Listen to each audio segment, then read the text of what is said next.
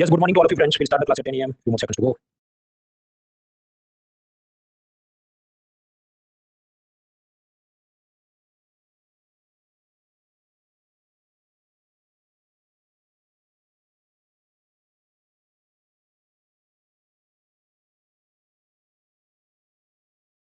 Alright friends, tonight is 10 a.m. We'll start this class. My first question is, can you see me? देख सकते हैं, सुन सकते हैं, 2% vote करें। वीरेंद्र, चैतन्य देव, अकबर, कुसुम, मयंक, पल्लवी, मनोज, मुक्ता, अंकिता, चीकू, नंदन, सही, मूव फॉरवर्ड। 2% लोग बोल रहे हैं, देख सकते हैं, कीबोर्ड पे कंट्रोल कंट्रोल शिफ्ट प्रेस करो, क्रोम ब्राउज़र यूज़ करो, डिसेबल करो, इनकॉग्निटो मोड में लॉगिन करो, मोबाइल ऐप से इंटरनेट की स्पीड सही होनी चाहिए। क्लास में जो भी डाउट है तो नोट पेन से लिख दो। क्लास खत्म होने के बाद गूगल फॉर्म से पूछ लो, जिसका लिंक चैट बॉक्स के अंदर फर्स्ट लिंक है, फिर बुधवार को मैं उसके जवाब अपलोड करता हूँ। ये जो अपना इकोनॉमी का कोर्स है, प्रीलिम और मेंस पैरेलल चल रहा है। आप जानते हैं 15 अगस्त से चालू हुआ और ये दिसंबर में खत्म होगा, both prelims and mains, almost 4.5 months. अब आप सोचो कि अगर करना ही होता तो 2 महीने में भी दौड़ा-दौड़ा के खत्म कर सकते हैं, ताकि नया बैच लॉन्च हो जाए तो मुझे नई फीस मिल जाए, पर उसमें मजा नहीं है आपको। आराम से पढ़ना चाहिए। So this is the best batch. अब तक जितनी बैचेस मैंने की उसमें ये सबसे बेस्ट बैच क्यों है? क्योंकि आराम से हम पढ़ रहे हैं 15 अगस्त से दिसंबर। बीच में आपको याद हो कि जब मेंस का आंसर की बनानी थी तो लगभग आपको 10 दिन का ब्रेक मिला था। दिवाली में भी लगभग 7 से 10 दिन का ब्रेक मिला था। तो अगर बीच में जिसका बैकलॉग भी हो गया, किसी कारण से कॉलेज एग्जाम था, ये वो तो भी वो कोप अप कर पाए। तो slowly the thing is progressing. ये ऐसा है कि रोज एक-एक बादाम हम खा रहे हैं तब जाके अपनी बॉडी बनेगी। तो this is the best batch और इसका उपयोग करें। खैर अभी हम लोग पिलर 1 2 3 खत्म कर चुके हैं। पिलर 4 के अंदर एग्रीकल्चर खत्म। कल रात पिलर 4 भी मतलब manufacturing service, e-commerce, MSME, IPR खत्म। आज रविवार जितना बैकलॉग है वो सब पढ़ के निपटाना। पिलर 4 सी में हमको समझना है नीति Aayog planning commission 5 year plan और उसके बाद अनएम्प्लॉयमेंट। तो नीति Aayog planning commission 5 year plan अभी समझेंगे। 1 डेढ़ घंटे का ही मुद्दा है। कल रात मैंने इसलिए नहीं पढ़ा कि समझो 10:30 बज गए हो, फिर मैं धक्का मार के इसको 11:45 तक खींचूं तो आपको नींद आ जाए, you can not absorb it properly. इसलिए उठ के अभी ये खत्म करेंगे। रात को वापस मिलेंगे तो अनएम्प्लॉयमेंट के बारे में पढ़ना है रात को 9 बजे। So today we are having 2 classes. Next week ये जीडीपी इन्फ्लेशन ही पड़ जाएगा। Anyway, so moving to this next handout that is pillar 4 से नीति आयोग प्लानिंग कमीशन वगैरह। डाउनलोड करने के लिए प्रोफाइल पे जाओ, मोबाइल ऐप में courses latest PCB 12 bell icon दबाओ, उधर से माल मिल जाएगा। लैपटॉप से देख रहे हैं ये वाली लिंक पे जाइए, उसमें courses latest PCB 12 bell icon दबाओ, राइट हैंड से साइड बार खुलती है, उधर से आप डाउनलोड कर सकते हैं। मित्रों, ये जो नीति Aayog planning commission 5 year plan, इसमें जनरल नॉलेज ज्यादा है। ऑफ कोर्स एनालिटिकल पार्ट से वो मींस का मुद्दा 2 हफ्ते बाद समझेंगे, बट यहाँ तो जनरल नॉलेज ही ज्यादा है। तो नोट पेन लेके बैठो, दिमाग में नहीं उतरा तो फिर नोट पेन लेके बैठो और लिखते रहो कुछ। क्या समझते हैं? प्लानिंग समझना है, उसमें economic system, planning types, 5 year plan, NITI Aayog क्या है और भी दूसरे मिनिस्ट्री डिपार्टमेंट कौन से समझने। सबसे पहले हम समझते हैं economic systems. There are 3 type of economic systems, capitalism यानी पूंजीवाद, सोशलिज्म यानी समाजवाद और बीच में वो मिक्स्ड इकोनॉमी, मिश्र अर्थतंत्र। तो how are they different? You simply ask 3 4 questions और उस हिसाब से वो जो जवाब देता है उस इकोनॉमी को क्लासिफाई करोगे। सबसे पहला प्रश्न उनको पूछो कि तुम्हारे यहाँ उद्योगों का मालिक कौन है? Who is the owner of industries? तो अमेरिका का देखो, हमारे यहाँ तो जितनी भी सब चीजें हैं सबका मालिक प्राइवेट सेक्टर है। चाहे शॉपिंग मॉल हो, टेलीकॉम इंडस्ट्री हो, इलेक्ट्रिसिटी, पोस्टल, सब कुछ प्राइवेट सेक्टर के हाथ में है। तो उसे हम कहें कैपिटलिज्म। हालांकि थियरी की बात है, अमेरिका में भी गवर्नमेंट डिपार्टमेंट्स कुछ होते हैं, जैसे उनका पोस्टल डिपार्टमेंट होगा, but majority of the industries are owned by the private sector. Opposite में जब आप नॉर्थ कोरिया को पूछो कि आपके यहाँ पर कंपनियों का मालिक कौन है, तो सारी कंपनियों का मालिक सिर्फ सरकार है, पब्लिक सेक्टर, गवर्नमेंट या कलेक्टिव ओनरशिप है।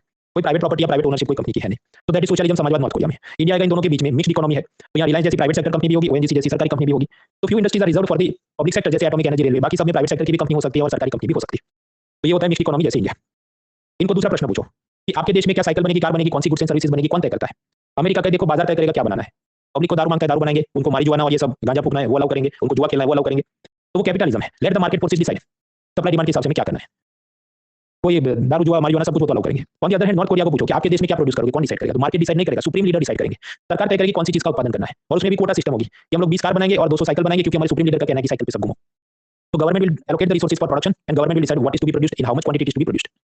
बीच में आएगा भारत जैसे मिक्स्ड इकोनॉमी। तो यहाँ पर क्या पैदा करना है वो सरकार कुछ ही चीजों में तय करेगी कि फॉर एग्जांपल रेलवे। तो रेलवे का ट्रैक समझो प्राइवेट सेक्टर को दे दिया तो वो तो ये कहेगा ठीक है, मुंबई से अहमदाबाद चला, उधर पब्लिक आएगी, कश्मीर से कन्याकुमारी मत चला, उधर कम लोग आएंगे। But government national integration connectivity के लिए वो वाले ट्रैक भी चलाएगी।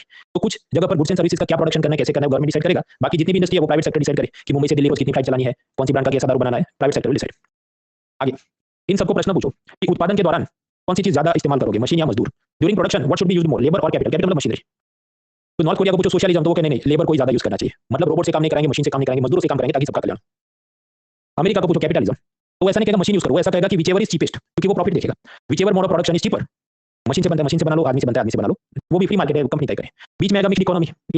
इंडिया में रिलायंस को तो छूट देंगे, तुम्हें ये ऑयल ड्रिलिंग आदमी से कराना है, मशीन से कराना है, तुम करो।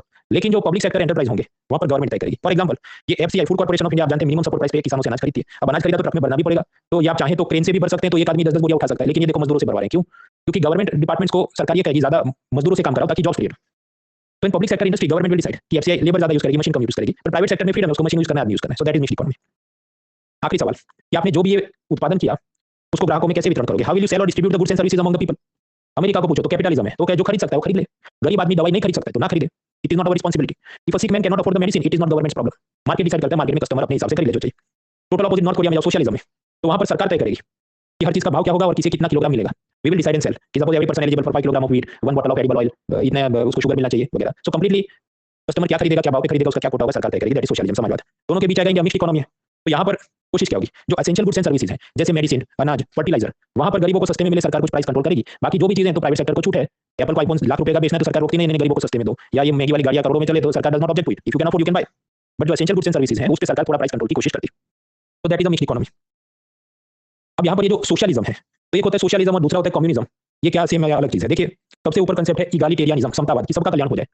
ये जो सोशलिज्म वाले हैं, जैसे नेहरू के जमाने में उनको भी इच्छा थी कि सोशलिज्म करते हैं, सब सरकार कंट्रोल करे, सारी इंडस्ट्री का मालिक सरकार बने, सारा गुड्स एंड सर्विसेज का प्राइस सरकार कंट्रोल करे। तो सोशलिज्म क्या चाहता है? पीसफुली, ग्रेजुअली, रूल्स रेगुलेशन से धीरे धीरे इवॉल्व होकर हम इगालिटेरियनिज्म की तरफ चलेंगे। तो फिर कम्युनिज्म क्या है? वो सोशलिज्म ही चल रहा है वहां पर वो क्या करेंगे कि हमको तेजी से डंडा मार के, रेवोल्यूशन से, मतलब हिंसा करके भी जल्दी जल्दी हमें ये हासिल करना है। तो सोशलिज्म एम्स फॉर इगालिटेरियनिज्म। कम्युनिज्म क्या, उधर भी ये सब गवर्नमेंट कंट्रोल, वही बात है, लेकिन उनको धीरज कम रहती है कि सारे अमीरों को मार्केट के उनका सारा संपत्ति ले लो और गरीबों में बांट दो। That is communism.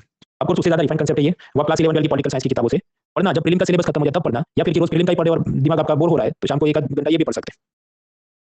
तो एक तरफ है सोशलिज्म और कम्युनिज्म की टोटल 100% गवर्नमेंट कंट्रोल है, दूसरी तरफ है कैपिटलिज्म की टोटल प्राइवेट सेक्टर कंट्रोल है। भारत देश अपना मिक्स्ड इकोनॉमी है, ओएनजीसी भी है सरकारी, रिलायंस भी है प्राइवेट। तो एक नंबर लाइन पर हम करें कि how much government control on economy and society, मैं तो 10 आउट ऑफ 10 तो सोशलिज्म है, 1 आउट ऑफ 10 कैपिटलिज्म है, मिक्स्ड इंडिया 5 आउट ऑफ 10 है। अब उससे भी थोड़ा आगे चले, मतलब कैपिटलिज्म से भी नीचे हम लोग चले, जीरो और नेगेटिव की तरफ, कि बिल्कुल कंट्रोल नहीं होना चाहिए। तो कंसेप्ट आते हैं लिबर्टेरियनिज्म एंड एनार्की। देखिए, एनार्की का मतलब ऐसा नहीं कि बम फोड़ना, आग लगाना, वो एनार्की नहीं है। पॉलिटिकल साइंस के हिसाब से एनार्की का मतलब क्या है? एनार्की का मतलब है अशासन, लॉलेसनेस नहीं, there should be no government, कोई सरकार नहीं होनी चाहिए, सब अपना खुद से देख ले, सेल्फ रेगुलेटिंग। तो इसके साथ जुड़े कंसेप्ट है लिबर्टेरियनिज्म एंड एनार्की। अब कैपिटलिज्म, उसमें क्या है, फ्री मार्केट होगा, करेक्ट, मार्केट सब डिसाइड करे, लेकिन गवर्नमेंट भी होती है। गवर्नमेंट का मेनली काम क्या होता है? Maintenance of law and order, police का क्राइम का रोकना है, पुलिस का काम करना है। और दूसरा कोर्ट होगा, उसका काम क्या होगा? Contract enforcement. मैंने आपको चेक दिया लेकिन वो चेक बाउंस हो गया, आपने मुझे रॉ मटेरियल सप्लाई किया, अच्छी क्वालिटी का नहीं था, तो हमारे भी जो ये दीवानी मामले हो गए, सिविल मैटर्स, कमर्शियल डिस्प्यूट्स, तो उसके लिए कोर्ट होगी। तो कैपिटलिज्म में भी समझो देयर विल बी गवर्नमेंट, पर गवर्नमेंट का काम एकदम लिमिटेड होगा, एक तो पुलिस का काम करेगा और कोर्ट का काम करेगा। अब कैपिटलिज्म से भी आगे बढ़े तो एनार्को कैपिटलिज्म, एनार्को या एनार्की क्या है? अशासन। एनार्को कैपिटलिज्म में क्या होगा? कंप्लीट फ्री मार्केट, गवर्नमेंट का कोई रेगुलेशन नहीं, पुलिस भी नहीं होगी, पुलिस भी प्राइवेट कंपनियों की होगी। कि मान लो चंडीगढ़ के अंदर जो सेक्टर हो तो सेक्टर 1 से 10 में रिलायंस की पुलिस होगी और 11 से 20 में अदानी की पुलिस होगी। आप उधर जाके फी भरो तो आपका एफआईआर रजिस्टर होगा।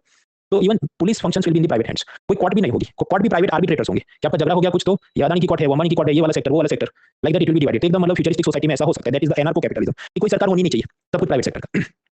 तो that is anarcho capitalism. Capitalism में अंदर आप पाएंगे कि इंपोर्टेड गुड्स पे थोड़े बहुत टैक्स तो सरकार लगाएगी ताकि लोकल इंडस्ट्री को प्रोटेक्ट कर सके। लेकिन ये जो एनार्को कैपिटलिज्म होगा और शासन, तो यहाँ सरकार कोई टैक्स भी नहीं लगाएगी इंपोर्टेड गुड्स पे, मतलब कस्टमर रूल किंग होगा। उसको अमेरिका का माल पसंद है वो खरीदे, चाइना का माल सस्ता लगता है वो खरीदे, ऐसा नहीं कि चाइना के माल पे हम लोग ज्यादा टैक्स लगाएंगे अमेरिका वाले। That is anarcho capitalism.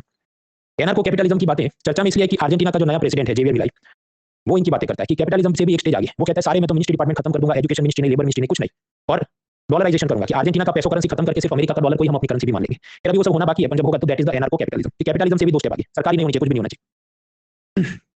Capitalism के अंदर ये कोरोना में पता चला कि भाई गरीबों का बहुत शोषण हो गया, उनको कोई पूछने वाला नहीं है। तो वर्ल्ड इकोनॉमिक फोरम ने ये कहा कि देखिए, जब वीडियो गेम हम खेलते हैं और उसमें आपको लगे कि ये स्टेज बहुत हार्ड हो गया है, दुश्मन के पास बहुत ज्यादा हथियार हैं, हम जीत नहीं पाते, तो वीडियो गेम में आप क्या करते हैं? रीसेट कर देते हैं, फिर से खेलेंगे। तो कैपिटलिज्म को भी रीसेट करने की जरूरत है कि वहां पर ये नहीं कि बस प्रॉफिट प्रॉफिट प्रॉफिट, इंसान की health, finance, energy, education, dignity, ये सब का भी सम्मान हो। तो ऐसा नए जात का कैपिटलिज्म बनाने की जरूरत है। तो वर्ल्ड इकोनॉमिक फोरम ने जो कंसेप्ट किया, इसको बोला गया कैपिटलिज्म में ग्रेट रीसेट की जरूरत है, great reset initiative required. Video game का रीसेट बटन दबाओ, फिर से खेलना चालू करो, अभी बहुत विकृत हो गया है, इट हैज बिकम वेरी परवर्स। फिर हमने समझा कैपिटलिज्म मतलब सब मार्केट के हाथ में, सोशलिज्म सब सरकार के हाथ में, और मिक्स्ड इकोनॉमी मतलब दोनों का थोड़ा थोड़ा होगा।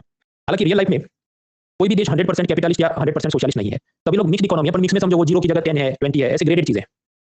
फॉर एग्जांपल, अमेरिका के अंदर भी गरीबों को फ्री में अनाज दिया जाता है, उस चीज को कहते हैं फूड स्टैम्प। ऐसा नहीं कि मार्केट ही पूरा सुप्रीम है, सरकार भी काम करती है, उधर पोस्टल डिपार्टमेंट भी होगा, लेकिन ज्यादातर समझो कि 10% गवर्नमेंट का काम है, 90% प्राइवेट सेक्टर का काम है। भारत जैसे देश में क्या होगा कि 20% सरकार करेगी, हम रेलवे चलाएंगे, हम ये पोस्ट चलाएंगे, डिपार्टमेंट ऑफ पोस्ट, गरीबों को फ्री में अनाज देंगे, फर्टिलाइजर सब्सिडाइज रखेंगे, और बाकी 80% प्राइवेट सेक्टर पे छोड़ा है। सोशलिज्म हम कहें नॉर्थ कोरिया, क्यूबा वगैरह देश है, लेकिन उधर भी नॉर्थ कोरिया ने पाया कि हमें टूरिस्ट को अट्रैक्ट करना है, लेकिन क्योंकि गवर्नमेंट कंट्रोल है तो उधर दारू की बोतल पे भी कंट्रोल होता है कि मान लीजिए नॉर्थ कोरिया का व्यक्ति सिर्फ 5 बियर बोतल खरीद सकता है महीने में, लेकिन उन्होंने कहा कोई फॉरेनर घूमने आएगा तो वो 15 बियर बोतल भी खरीद सकता है। तो यानी वो लोग भी अब समझो लिबरलाइज कर रहे हैं, उदारीकरण कर रहे हैं।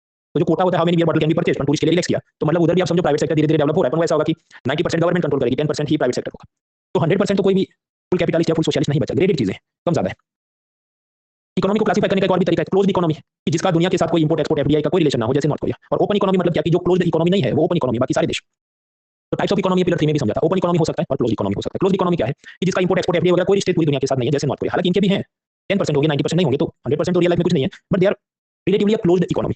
अब ये जो क्लोज्ड इकोनॉमी है उसमें भी अगर वो सेल्फ सफिशिएंट हो जाए कि हमें बाहर से कुछ भी दवाई या फर्टिलाइजर वेपन्स कुछ नहीं मंगाना है, सारा हम तो स्वनिर्भर हो चुके हैं, ऐसे जब सिस्टम पे वो जाएंगे तो उसे कहेंगे ऑटार्की। ऑटार्की ऑटार्की मतलब क्या, क्लोज्ड इकोनॉमी से भी एक स्टेप आगे।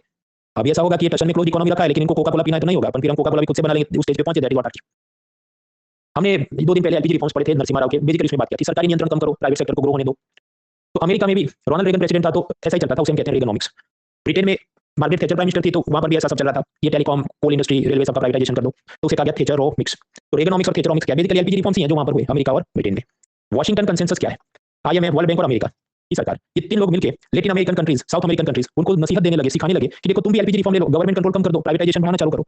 तो जब आईएमएफ, वर्ल्ड बैंक और यूएसए तीनों मिलकर ये बात करें, उस चीज को क्या बोलते हैं, वॉशिंगटन कंसेंसस। ये जो तीनों टर्म है, रेगनोमिक्स, थैचरोमिक्स और ये वॉशिंगटन कंसेंसस, समझो ये 80s के आसपास की बातें चल रही है।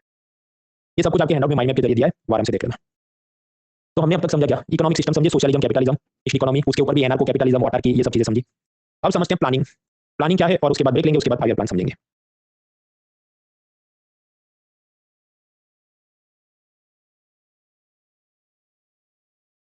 इकोनॉमिक प्लानिंग मेंस पेपर 3 का मुद्दा है। वैसे टर्म्स की कुछ अपने पास डेफिनेशन रेडी होनी चाहिए। इकोनॉमिक प्लानिंग क्या है, इट इज अ प्रोसेस, एक प्रक्रिया है। इसमें क्या करेंगे हम, we will prepare a list of problems, समस्या की सूची बनाओ कि भाई मैं पबजी खेलता हूं और उसमें मेरा स्कोर अच्छा नहीं होता, दुश्मन मुझे मार देते हैं। अब फिर आप उसके कारण आइडेंटिफाई करेंगे कि आपका मोबाइल फोन ही धीमा है, इंटरनेट ही धीमा है, आपके पास अच्छे हथियार नहीं है, आपको खेलना ही नहीं आता, स्किल कोर्स करना पड़ेगा। तो you prepare a list of problems कि मास पॉवर्टी है, इनइक्वालिटी, असमानता है, एग्रीकल्चर ठीक काम नहीं कर रहा है, इंडस्ट्रियल और इंफ्रास्ट्रक्चर डेवलपमेंट नहीं हुआ है। तो you prepare a list of problems और फिर आप उसके सॉल्यूशन बनाना चालू करो, उसके गोल टारगेट कुछ बनाओ, कुछ प्लान बनाओ, 5 ईयर प्लान, पंचवर्षीय योजना बनाओ। तो ये सब कुछ जो खेल किया जाता है इसे क्या कहते हैं, इकोनॉमिक प्लानिंग, आर्थिक योजना। It is a process where government prepares a list of socio-economic problems like poverty, inequality, agriculture, industrial backwardness, and then government will set out some goals, targets, and plans to fix it. अब ये planning के भी अलग-अलग types होते हैं, इसका भी mind में आपके हैंडआउट में दिया, अपन पहले हम समझते हैं, then you can decode it better. देखिए प्लानिंग के टाइप कुछ तो हो सकते हैं, फाइनेंशियल प्लानिंग कि हमने भारत के अंदर हेल्थ केयर इंफ्रास्ट्रक्चर की कमी है, तो उसके लिए इतने डॉक्टर चाहिए, इतने नर्स चाहिए, इतने हॉस्पिटल, इतनी एक्सरे मशीन चाहिए, और इसके वास्ते 50 करोड़ या जो भी 1550 करोड़ रुपए चाहिए। तो you express everything in terms of money, doctor का इतना सैलरी, नर्स का इतना सैलरी, एक्सरे का इतना मशीन है, हॉस्पिटल का इतना खर्चा है। तो if you make a planning sheet जहां पर हर एक चीज को आप पैसों के रूप में एक्सप्रेस करते हैं, तो वो हो गया फाइनेंशियल प्लानिंग। तो फिजिकल प्लानिंग क्या है कि उसमें आप एक्सेल शीट बनाएंगे, पर उसमें आप पैसों की जगह फोकस करेंगे कॉलम में मैन मटेरियल मशीनरी। एक हॉस्पिटल चलाने के लिए 5 डॉक्टर और 10 नर्सें चाहिए, इधर 3 एक्सरे मशीन और 2 वार्ड्स चाहिए, ये इतने स्क्वायर मीटर का बिल्डिंग चाहिए, इतने एम्बुलेंस चाहिए। तो less focus on money, more focus on man material and machinery. तो ऐसा जब आप प्लानिंग करते हैं उसे कहते हैं फिजिकल प्लानिंग, भौतिक योजना। भारत सरकार जो पहले 5 ईयर प्लान, पंचवर्षीय योजना बनाती थी कांग्रेस के जमाने में, उसमें सरकार क्या करेगी कि मॉनेटरी और फिजिकल पॉलिसी के द्वारा इंडस्ट्रियलिस्ट को, इकोनॉमी को कुछ शेप दिया जाए, प्रोत्साहन दिया जाए। फॉर एग्जांपल कि गवर्नमेंट टाटा को कहे देखिए आप नॉर्थ ईस्ट के अंदर लेफ्ट विंग एक्सट्रीमिज्म, नक्सल प्रभावित एरिया के अंदर आप फैक्ट्री लगाओ, तो आपको जो भी उस जमाने में एक्साइज ड्यूटी, कॉर्पोरेशन टैक्स, ये सब टैक्स भरने हम आपको माफ कर देंगे। तो यहाँ पर समझो सरकार पिस्तौल नहीं दिखा रही है टाटा इंडस्ट्री को कि आपने नॉर्थ ईस्ट में फैक्ट्री खोलना ही होगा, सरकार उनको प्रलोभन दे रही है, इंड्यूसमेंट, टैक्स माफी, सब्सिडी वगैरह। उसी तरह आरबीआई की तरफ से private sector lending norms, loan interest के कुछ ऐसे शेप बनाए जाए ताकि इंडस्ट्री, एक खास प्रकार की इंडस्ट्री को डेवलप करने में मदद मिले। तो जब ऐसा प्लानिंग होता है, that is planning bye inducement, प्रलोभन द्वारा।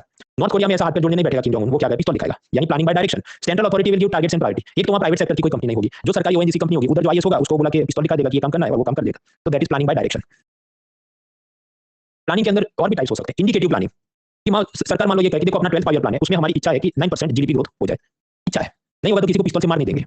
तो मिक्स्ड इकोनॉमी के अंदर पब्लिक और प्राइवेट सेक्टर के जो भी एक्सपर्ट्स हैं, इकोनॉमिस्ट हैं, स्टेक होल्डर हैं, उनकी मीटिंग की जाएगी, उनसे पूछा जाए आपको क्या लगता है, क्या होना चाहिए, अगर हमें हाईवे बनाना है तो हर दिन कितने किलोमीटर हाईवे बन सकता है। एक सूचक इंडिकेटिव कितना इतना होना चाहिए ideally. Government does not force the private sector but indicate some areas of cooperation and some targets. पर वो टारगेट कंप्लीट नहीं हो तो कोई बहुत कोर्स मतलब मारपीट और क्रूरल्टी नहीं होगी। तो दैट इज इंडिकेटिव प्लानिंग, सूचक योजना है। नॉर्थ कोरिया में क्या होगा, इंपेरेटिव प्लानिंग, कि जो प्रोसीजर एकदम स्ट्रिक्ट रिजिड और सब होगी कि ये दिन पर इतना काम होना ही चाहिए, ये इतना किलोग्राम प्रोडक्शन होना चाहिए। यहाँ पर ना प्राइवेट सेक्टर को पूछेंगे ना कंज्यूमर को पूछेंगे आपको क्या चाहिए, what is practically possible, they will not ask. मेरा वचन ही मेरा शासन है, दैट इज इंपेरेटिव प्लानिंग, आदेशात्मक आयोजन। तो थियरी के हिसाब से प्लानिंग के हमने टाइप्स देखे। अब आजादी के आसपास जो प्लानिंग हुई, कुछ जनरल नॉलेज रख के बैठना है। 1909 में गांधी जी ने किताब लिखी हिंद स्वराज।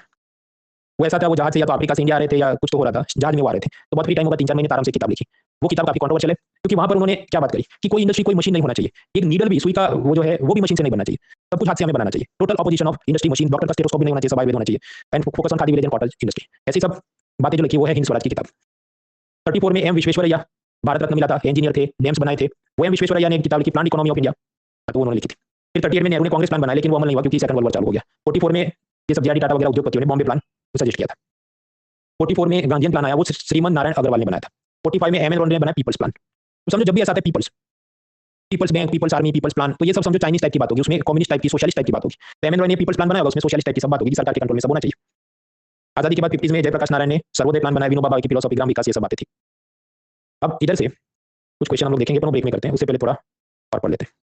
देखिए प्लानिंग के हमने टाइप्स देखे, अब थोड़ा समझते हैं 5 ईयर प्लान, प्लानिंग कमीशन, उसके बाद ब्रेक लेंगे। ब्रेक में 3-4 अलग-अलग एमसीक्यू सुकून से नोट में लेके बैठना, फिर एक साथ हम सॉल्व करेंगे।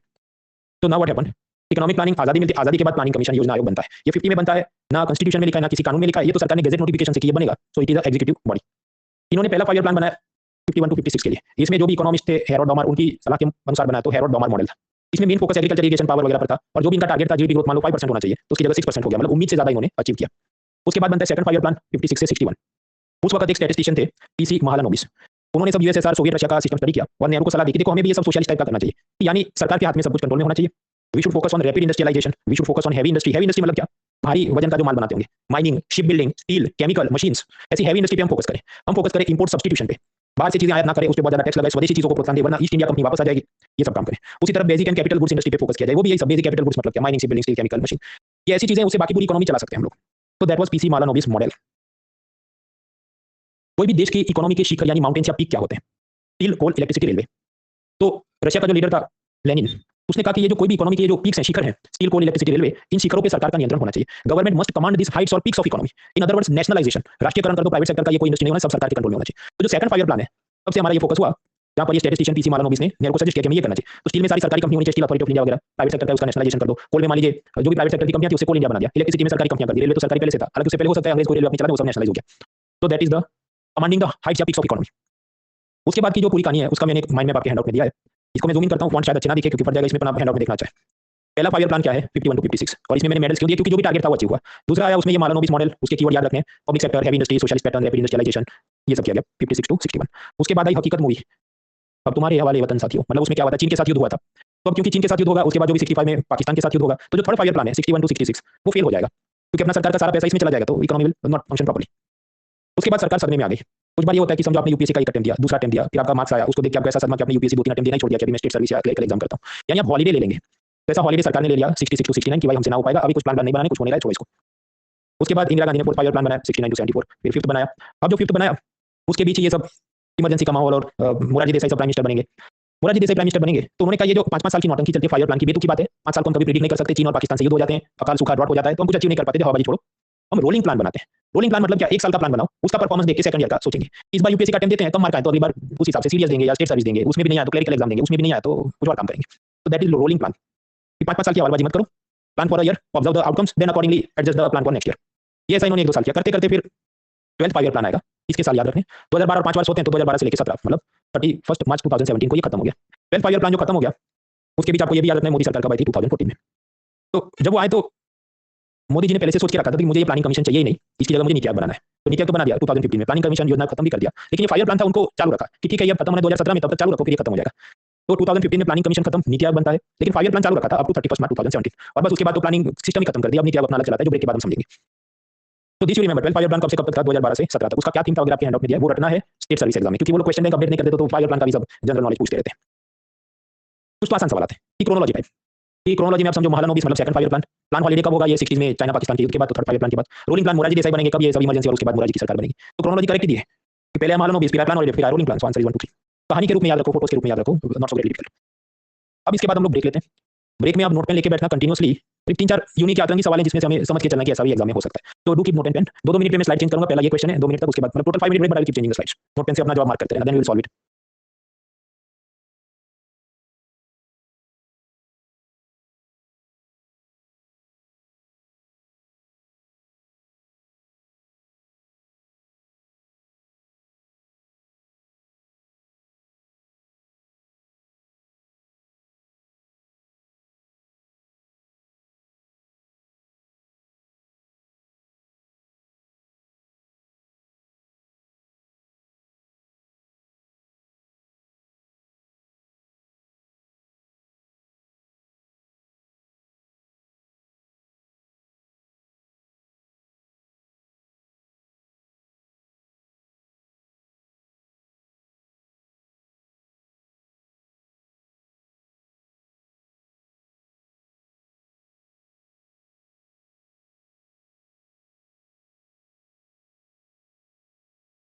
Alright, next question. इसको भी मैं 2 मिनट रखता हूं, इसके बाद एक और क्वेश्चन 2 मिनट के बाद मैं चेंज करूंगा। 5 minute break, but now observe the second question. Note pen में मार्क कर देना क्या ठीक लगता है।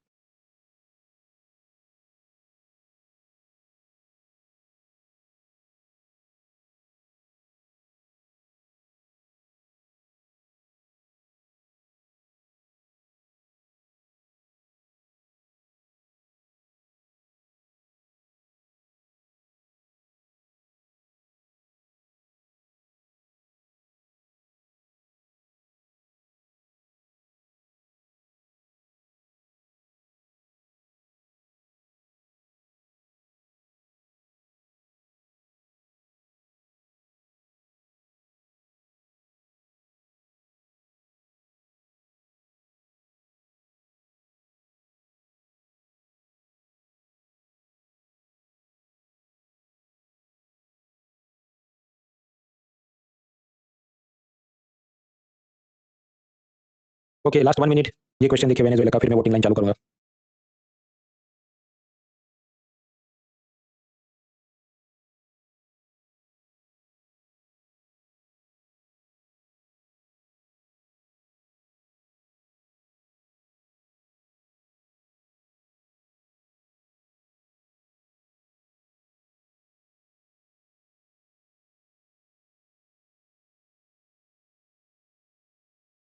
ऑलराइट फ्रेंड्स, तो ये जो वेनेजुएला का बारे में प्रश्न पूछा है, आपको क्या लगता है? Voting line and timer starts in 3 2 1 start.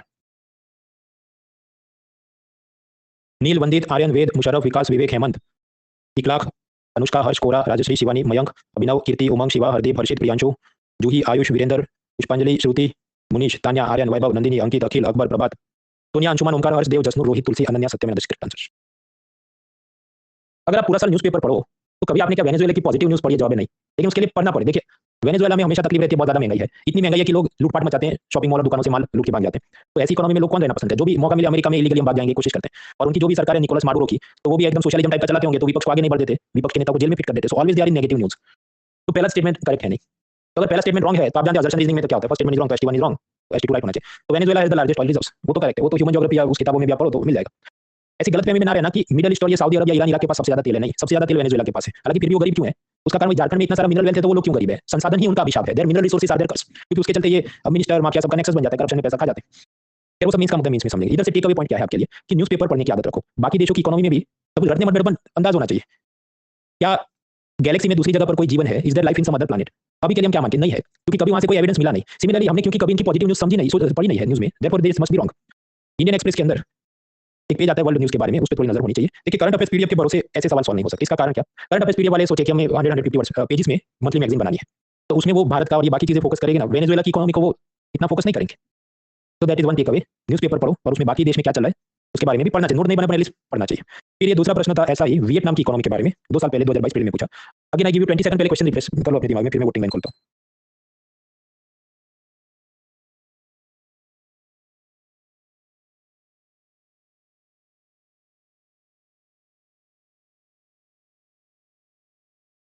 ठीक है, ये वियतनाम की इकोनॉमी के बारे में आप क्या सोचते हैं? Voting line time starts in 3 2 1 start.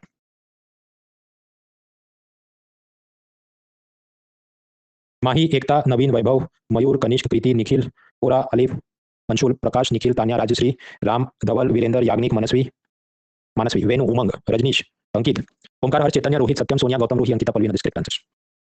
ये मैंने नहीं पढ़ा था। अब मैं नहीं पढ़ा था तो फिर जब भी क्वेश्चन पेपर आता है, मैंने आपको अपना सिस्टम बताया था कि सबसे पहले मैं चेक करूंगा एनसीईआरटी में है कि नहीं। तो जो सेकंड स्टेटमेंट है वियतनाम में मल्टी पार्टी सिस्टम है, तो मैंने चेक किया कि एनसीईआरटी पॉलिटिकल साइंस की किताब में है कि नहीं, तो जवाब नहीं है। आपको they have explain what is multi party और सिंगल पार्टी सिस्टम, पर उसमें चाइना वगैरह के उदाहरण, इसका उदाहरण है नहीं। तो असल में वियतनाम में भी चीन जैसा है कि सिंगल पार्टी सिस्टम है। अभी तो पूछा, फिर हम सर्च करने बैठे तो एनसीईआरटी में था नहीं, फिर इंटरनेट पे सर्च पर पता चला अच्छा वियतनाम में सिंगल पार्टी सिस्टम है, तो सेकंड इज रॉन्ग। तो उस हिसाब से ये चला गया, डी चला गया। अब जो बाकी बचता है उसके अंदर पांचवा स्टेटमेंट आप देखो, वो क्या बोलता है कि Vietnam has the most productive E service sector in the Indo Pacific region. मतलब ये भारत और उसके अंदर ये इन्फोसिस, टीसीएस, ये सब ऐसे टाइम पास करने के लिए आए हैं और ये एक सियाना है, इसी का सबसे फास्ट और मोस्ट प्रोडक्टिव सेक्टर है। तो ये बात हजम नहीं हो रही है, तो 50 रॉन्ग। तो 5 भी गलत है, तो फिर बचा क्या? तो जवाब बचता है 1 3 and 4। This is the tough question. Exam खत्म होने के बाद सब लोग ये लॉजिक लगा सकते थे, वो लॉजिक लगा सकते हैं। यूट्यूब पे आप जानते हैं गैस मास्टर्स होते हैं, गैस मास्टर्स का काम क्या है? ये बताना कि बिना पढ़े एग्जाम कैसे पास करें यूजिंग मेटा कीवर्ड एनालिसिस। तो वो क्या कहेंगे, देखो कि जो भी एक्सट्रीम वर्ड होगा मोस्ट प्रोडक्टिव, तो ये गलत होना चाहिए। लेकिन इस हिसाब से आप एलिमिनेट करो तो सिर्फ एक ही होता है ना, बी। फिर भी आप 3 ऑप्शन बचते हैं।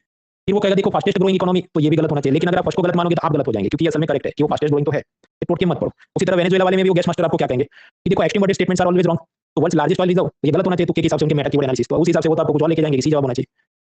ये जो भी total Meta keyword analysis were working in 2016, फिर इन्होंने चिल्ला चिल्ला के यूट्यूब पे वीडियो डाल के उस स्कीम को एक्सपोज कर दिया। तो यूपीएससी एग्जामिनर को भी पता है कि आपको पता है, तो वो क्या ऐसा माइंड गेम खेलता है कि कुछ और ही चले। आखिरी सवाल, I am showing this to you, मतलब ऐसे भी सवाल आते हैं at that time you have to take some decision, tick करना है नहीं करना है। टिक करने का जोखिम कब लेना चाहिए कि अगर आपको लगे एटलीस्ट 50-50 कुछ हो रहा है और मेरा बाकी कुछ भी टिक नहीं हुआ है, तो जोखिम लेना चाहिए। वरना पता ही नहीं, और आपके 3 ऑप्शन सही हो सकते हैं, एक ही गलत हो सकता है, then you should not take the risk.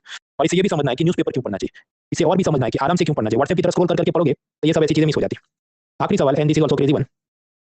मैं आपको 30 सेकंड फिर से देता हूं, पहले इसको उतारो, फिर मैं इसकी वोटिंग लाइन चालू करता हूं। क्रोनोलॉजी में सारे कमीशन को अरेंज करो।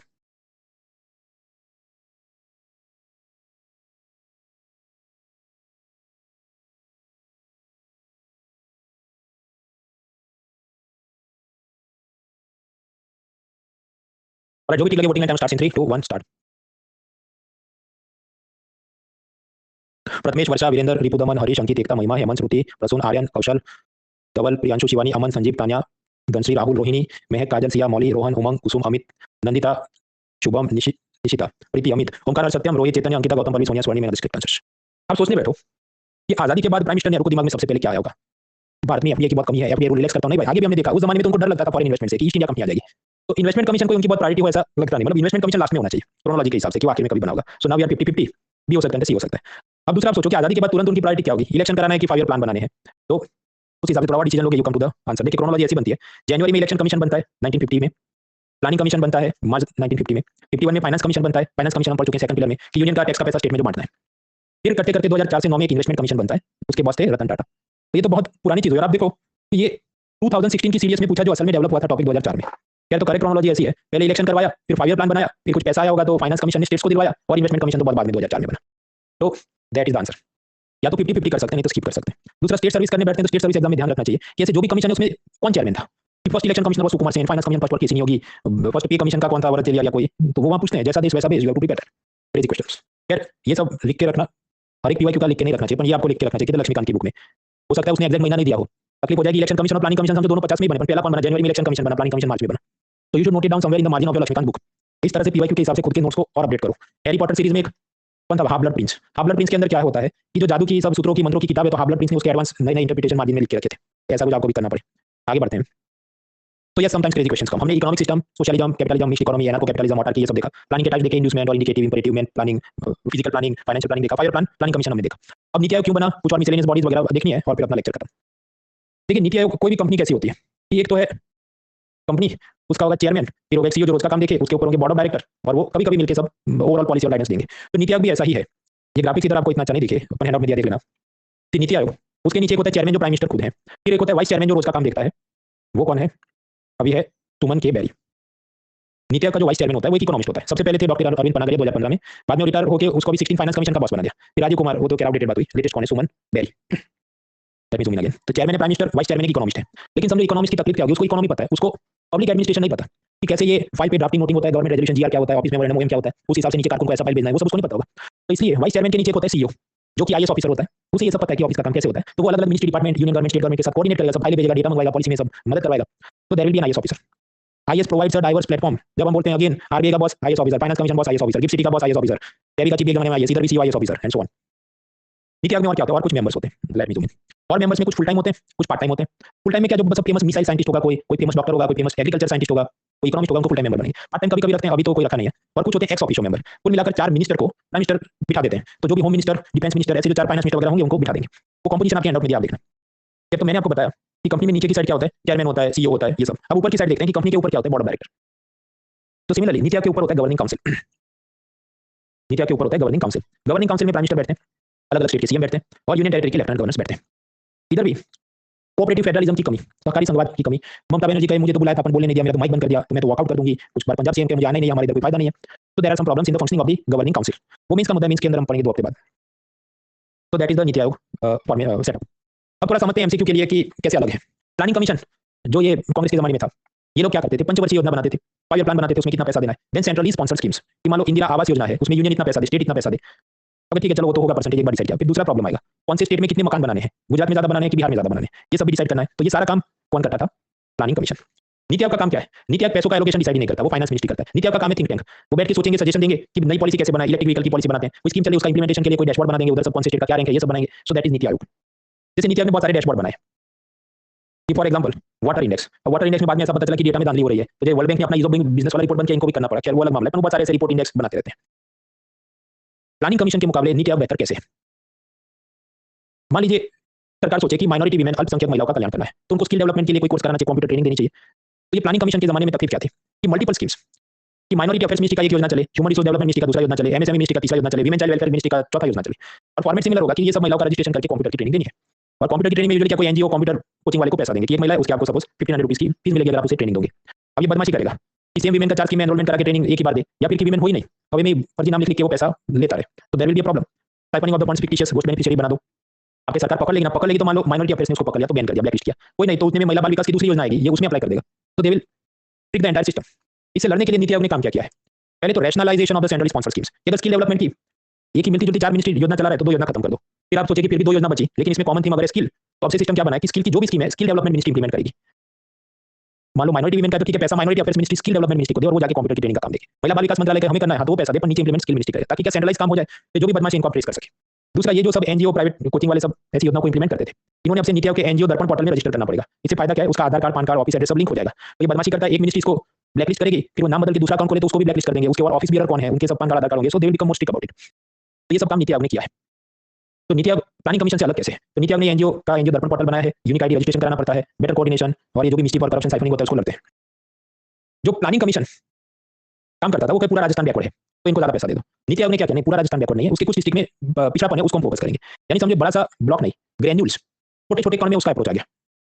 पूरा गुजरात डेवलप नहीं है, उसमें पंचमहाल डांस वगैरह डिस्ट्रिक्ट है वो बैकवर्ड है, तो इन्होंने क्या किया, 100 से ज्यादा एस्पिरेशनल डिस्ट्रिक्ट ऐसा लेबल दिया जो असल में बैकवर्ड डिस्ट्रिक्ट है, और फिर नीति आयोग उसका मॉनिटरिंग करेगा, जिसे हम कहते हैं केपीआई। केपीआई सब प्राइवेट सेक्टर एमबीए उनका कांसेप्ट है, की परफॉर्मेंस इंडिकेटर्स। ये एक्सेल शीट में वो 10 मुद्दे लिख देंगे, हेल्थ एजुकेशन वगैरह, इसमें इतने बच्चों का एडमिशन हुआ कि नहीं, इतने लोगों का वैक्सीनेशन टीकाकरण हुआ कि नहीं, वो सब मॉनिटर करेगा। और मॉनिटर करके उस डिस्ट्रिक्ट के डीएम कलेक्टर यानी आईएएस को सब डेटा भेजा जाएगा कि आप इसको और इंप्रूव करो। तो समझो एक्स्ट्रा पैसा खास देंगे नहीं, कुछ योजनाओं में फाइनेंस कमीशन ग्रांट में कुछ बातें हैं, बाकी एक्स्ट्रा पैसा कुछ है नहीं इधर। योजना तो वही लागू करनी है जो है, बट इनको मॉनिटर करके बोला जाएगा, इनको पिन मारती जाएगी कि भाई करते रहो। तो that is the aspirational district programme of NITI Aayog. Planning commission NITI Aayog के अप्रोच में तीसरा डिफरेंस ये था, माल न्यूट्रिशन यानी कुपोषण। इसके बारे में 6 पिलर ह्यूमन रिसोर्स डेवलपमेंट में और समझेंगे। कुपोषण में प्लानिंग कमीशन ये पुराना क्या सोचता था कि भाई कैलोरी सिक्योरिटी, ये सब गरीबों को 2-3 रुपए किलो में अनाज बांट दो, मिड डे मील स्कीम, मध्याह्न भोजन के नाम पे गरीब बच्चों को स्कूल में खाना खिला दो, बात खत्म। तो they will look at calorie problem कि ठीक है ये सबको 2200 कैलोरी का खाना मिलना चाहिए, कैलोरी वाली फूड सिक्योरिटी। लेकिन आप जानते हैं कैलोरीज आर नॉट इनफ, आपको न्यूट्रिशन के नाम पे विटामिन्स, माइक्रोन्यूट्रिएंट्स, ये जिंक और मैंगनीज और बहुत कुछ चाहिए शरीर को। तो fruit vegetable pulses diet awareness ये सब भी चाहिए। तो नीति आयोग की जो योजनाएं होती है वो इस टाइप की होती है। तो there approach is little different. इसके लिए एक पोषण अभियान है जिसके बारे में हम लोग छठे पिलर में देखेंगे कि वो कैसे अलग है, कैसे बेहतर है, कुछ एमसीक्यू भी पूछेंगे, वो सब छठे पिलर में हम समझेंगे। That will happen probably in December second week. तीसरा, प्लानिंग कमीशन क्योंकि नेहरू के जमाने में बना तो इनका सोशलिज्म पर प्रेम ज्यादा था। और सोशलिज्म क्या कहता है कि सब सरकारी होना चाहिए, गवर्नमेंट की कंपनियां होनी चाहिए। तो भले ये एयर इंडिया या आईडीबीआई जो सरकारी एयरलाइन या सरकारी बैंक है, लॉस में भी जाए तो कोई नहीं, टैक्स पेयर का पैसा दे के इसको आईसीयू में रखेंगे, क्योंकि यही है सोशलिज्म। तो प्राइवेटाइजेशन की वो बात करते नहीं थे, बहुत कम करते थे। नीति आयोग का तो सीधा अप्रोच है, बिजनेस अप्रोच, बिजनेस माइंडेड, कि भाई जो लॉस में जा रहा है तो लात मार के उनको निकाल लो, एयर इंडिया को प्राइवेटाइज कर दिया, आईडीबीआई को प्राइवेटाइज कर देंगे वगैरह। So that's how NITI Aayog is little different. NITI Aayog ने बहुत सारी नई नई पॉलिसी बनाई है। आप पिलर 3 याद करो, ऑयल गैस एक्सप्लोरेशन में पहले नेल पॉलिसी थी, उसमें तकलीफ थी तो हेल्थ पॉलिसी बनाई। एमएसपी के अंदर भी रिफॉर्म लिए, ये जो याद करो पीएम आशा स्कीम थी जिसके द्वारा एमएसपी में रिफॉर्म्स लिए गए, असल में ये नीति आयोग ने सब सजेशन दिए थे। फर्टिलाइजर सब्सिडी में पहले जो सब मिसमैनेजमेंट था, डायरेक्ट बेनिफिट ट्रांसफर, अब याद करो फर्टिलाइजर सब्सिडी किसान के बैंक खाते में नहीं जाती, कंपनी के बैंक खाते में जाती है, पर कंपनी ने सेल्स का रिकॉर्ड दिखाना होगा, कितने किसानों का ये driving licence, Aadhaar card, PAN card, voter ID number है, इसको इतना किलो में बेचा, तब जाके सरकार उस फर्टिलाइजर कंपनी के बैंक खाते में पैसा सब्सिडी का ट्रांसफर करेगी। स्कीम के अंदर भी बजट बनाने की क्रिया में आउटपुट आउटकम मॉनिटरिंग फ्रेमवर्क बनाया, परफॉर्मेंस बजटिंग वगैरह, वो क्या मामला था पिलर 2D और उसके मेंस लेक्चर आप देखो। नीति आयोग बार-बार अलग-अलग सेमिनार करता है, स्टार्टअप कंपनियों की मदद और उनके लिए कंपटीशन, वो अटल इनोवेशन मिशन, सेतु, इंक्यूबेशन, ये सब करता है। डिजिटल एज के नाम पे एआई और इनकी बातें करता है। प्लानिंग कमीशन ये सब बातें नहीं करता था। टू इंट्रोवर्ट क्लोज्ड ब्यूरोक्रेसी, ये प्लानिंग कमीशन था। कई साल पहले एक बार रिपोर्ट आया, प्लानिंग कमीशन को नया टॉयलेट बनाना था अपने ऑफिस में। तो आप सामंतवादी मानसिकता देखो कि एकदम 5 स्टार टाइप का बना है और उसमें बायोमेट्रिक सिस्टम, मतलब अलग से कार्ड वगैरह दिए गए, तो जो ऑफिसर हैं वही उसको यूज कर सके, बाकी सब लोग के लिए नॉर्मल टॉयलेट्स। तो उसको टॉयलेट को भी लॉक करके रखे, इतनी वो उनकी लेटेस्ट माइंडसेट थी। तो दैट इज प्लानिंग कमीशन। अब जो नीति आयोग ऊपर है यूनियन के लेवल पे, तो स्टेट लेवल पर भी ऐसे नीति आयोग जैसी संस्थाएं होनी चाहिए, NITI Aayog like bodies at the state level. अब स्टेट खुद से तो इसका पैसा देंगे नहीं, क्योंकि बहुत कम, हमने आगे भी देखा था स्टेट के टैक्स रिसोर्सेस आर लिमिटेड, तो थोड़ा बहुत पैसा रेवड़ी बांटने में ये योजना 1500 रुपए बांट दो, उसमें चला जाएगा। तो यूनियन ने कहा हम पैसा देंगे, यूनियन गवर्नमेंट स्टेट्स को पैसा देगी कि आप भी नीति आयोग जैसी संस्थाएं बनाइए। इस योजना का नाम है state support mission of NITI आयोग। यूनियन नीति को पैसा देगा, नीति नीचे पैसा देगा, थोड़ा ट्रेनिंग सपोर्ट देगा, तो that is the scheme for it. कुछ बार बहुत आसान प्रश्न पूछे जाते हैं कि 2015 प्रीलिम में पूछा कि जो नीति आयोग बनाया वो किसको रिप्लेस करेगा, ह्यूमन राइट कमीशन नहीं, फाइनेंस कमीशन नहीं, लॉ कमीशन नहीं, प्लानिंग कमीशन। तो मतलब कि सीढ़ी लेके ये सेब तोड़ने चढ़ना भी नहीं है, ये तो इतना बड़ा है कि सीधा खा ही लेना है इसे। बट सैडली आजकल ऐसे प्रश्न आते नहीं, आजकल काफी टफ हो गया है। बट एनीवेज, तो we learn about the economic system NITI Aayog. बस अब 10-15 मिनट का काम है तो हम ब्रेक नहीं ले रहे हैं, इसे खत्म करते हैं। बाकी ऐसी छोटी-छोटी संस्थाएं समझते हैं। कांग्रेस के जमाने में प्लानिंग कमीशन था, लेकिन बाद में जब आते हैं खासकर 2007-8 की क्राइसिस, उसके बाद कुछ खास वो काम कर नहीं पाता। अमेरिका में जो सबप्राइम क्राइसिस आई थी, उससे भी थोड़ा और आगे बढ़ते हैं। 2016 में क्या हुआ, नोटबंदी, डिमोनेटाइजेशन। उसके बाद भी आगे धीरे-धीरे ये सब जीएसटी वगैरह इकोनॉमी में टेम्पररी स्लो डाउन दिखे। तो मनमोहन सिंह के जमाने में एक संस्था बनी थी, prime ministers economic advisory council, पीएमईएसी। Constitutional भी नहीं, स्टैट्यूटरी भी नहीं। ये नई संस्था इसलिए बनी क्योंकि प्लानिंग कमीशन से उनको जो चाहिए था ऐसा रिजल्ट मिल नहीं रहा था, तो मनमोहन सिंह ने ये बनाई थी। मोदी सरकार है उन्होंने बंद कर दी, लेकिन फिर 2017 तक पहुंचे तो नोटबंदी और जीएसटी के बाद इकोनॉमी में स्लो डाउन आया और सब निंदा करने लगे कि ये प्राइम मिनिस्टर मोदी की पॉलिसी गलत है। तो फिर इन्होंने वापस इसे बनाया, रिकंस्टिट्यूटेड। तो that is prime ministers economic advisory council, पीएमईएसी। इसके चेयरमैन विवेक देबरॉय, पर हालांकि उनका अभी देहांत हो गया। नया कौन है मैंने सर्च किया था हैंडआउट अपडेट करते वक्त, पर अभी अनाउंस नहीं किया, शायद बाद में करेंगे। तो ये है पीएमईएसी। नीति आयोग की जो ऑफिस होती है उसी के अंदर ये लोग भी बैठते हैं। तो NITI Aayog gives secretariat support for this. अभी मैं क्योंकि मेंस का रिजल्ट दिसंबर के सेकंड वीक में आ गया, ऐसी बात है, तो मुझे कुछ मेंस के स्टूडेंट मिले, तो उनको आप पता है क्या लिखना होता है, हॉबीज इन द फॉर्म। तो एक ने मुझे पूछा कि मैं ऐसा लिखना चाहता हूँ कि आई रीड माइथोलॉजी, पौराणिक कहानियों का मुझे शौक है। फिर मैंने उसको पूछा कि अच्छा तो देबरॉय का जो ट्रांसलेशन है उसमें वो कैसे इंटरप्रेट करते हैं महाभारत को, उसको पता ही नहीं था कि मामला क्या है। See when you write some hobby you need to prepare it also. दिल बहलाने की एक बात है, वरना लिखो मत फॉर्म में, क्योंकि उधर जो यूपीएससी में बैठेंगे मेंबर्स वो क्या पढ़े लिखे लोग होते हैं। विवेक देबरॉय इकोनॉमिस्ट है बराबर, पर वो उतना ही उसका काम है कि पूरी महाभारत का इंग्लिश ट्रांसलेशन, पुराणों का इंग्लिश ट्रांसलेशन, वो सब क्या उसकी मतलब समझो अलग वो दुनिया है। और ये सब प्रोफेसर टाइप के लोग वो चीज को देखते हो। सो व्हेन यू से mythology reading is my hobby, they ask अच्छा इसने इंग्लिश ट्रांसलेशन किया वो अलग कैसे, या ये कैसे इंटरप्रेट करता है महाभारत को। तो मेहनत करनी पड़ती है, हवा में कुछ नहीं है। यूट्यूब शॉर्ट्स और रील्स में जो आपको बताया जाता है कि ये है इंटरव्यू, ऐसा इंटरव्यू नहीं है। मॉक इंटरव्यू के छोटे-छोटे क्लिप्स काट के जो किया है दैट इज नॉट इंटरव्यू, असल इंटरव्यू अलग होते हैं। यार वो अलग बात है, कभी और करेंगे। चलिए पीएमईएसी के और जो मेंबर्स होते हैं उन सबके हम नाम याद नहीं करेंगे, इतना जनरल नॉलेज काम करें। प्राइम मिनिस्टर ऑफिस के अंदर उन्होंने जूम जैसा एक प्लेटफॉर्म बना दिया जिसका नाम है प्रगति वेब प्लेटफॉर्म। इससे क्या होगा कि यूनियन स्टेट के सब ऑफिसर मिनिस्ट्री डिपार्टमेंट के साथ प्राइम मिनिस्टर रिव्यू मीटिंग लेंगे, that is Pragati platform. Cabinet secretariat, उसके नीचे एक पोर्टल बना ई समीक्षा।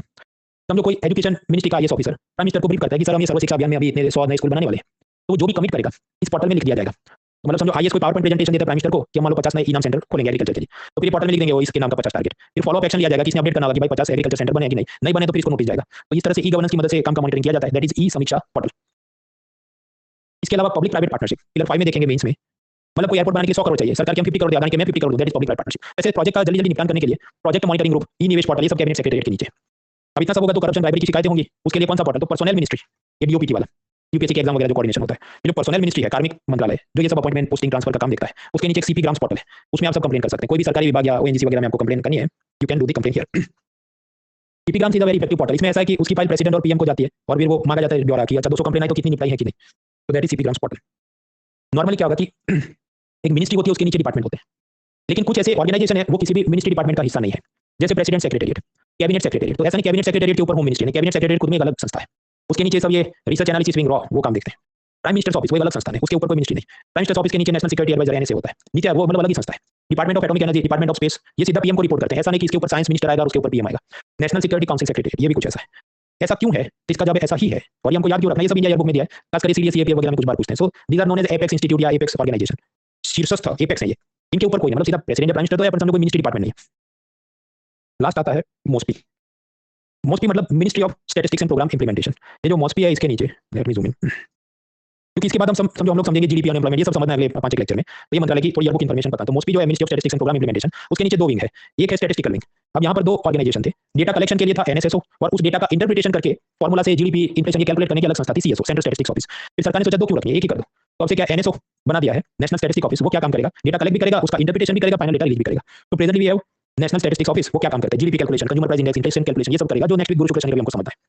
ये मोस्पी के नीचे एक और दूसरा विंग है, प्रोग्राम इंप्लीमेंटेशन विंग। ये लोग फेमस हैं 2 चीजों के लिए, एक तो MP LAD scheme, member of parliament local area development के लिए हर एक सांसद को 5-5 करोड़ हर साल दिए जाएंगे, उससे वो अपने एरिया में जो भी डिस्ट्रिक्ट कलेक्टर मजिस्ट्रेट डीएमआईएस है उसको सजेस्ट करे, ये स्कूल में प्लेग्राउंड बनाना है, इधर बस स्टेशन खड़ा करना है, वो सब काम होंगे।